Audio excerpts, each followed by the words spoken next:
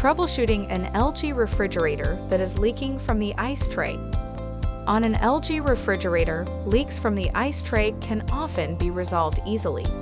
Let's go over some troubleshooting steps you can take. First, check to see if the ice maker is on or off. If it has been turned off, the ice will melt, which could quickly cause leaks. Always make sure that the ice maker door is closed completely. If the door is accidentally left ajar, the cold air will escape, eventually causing the ice to melt. A broken ice tray can also cause a leak. Inspect the bottom of the tray for any cracks.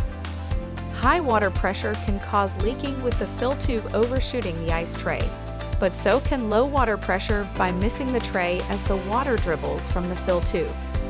Check your home saddle valve that supplies water to your refrigerator. If the valve is open or closed all the way, you may need to contact a plumber to adjust the water pressure. In the ice maker, leaks can also occur if the ice bin is not inserted correctly. Remove the ice bin and reinsert it fully into place. If the refrigerator water lines were not purged after a new installation or after installing a new water filter, air in the water lines can cause leaks. Try flushing out the air by dispensing 2 to 3 gallons of water, then see if the leak resumes. Lastly, a bent fill tube can also cause a leak. In this case, a repair service will be required. For further assistance, you can easily find our contact information on the LG.com website. Go to the support menu to ask us more questions.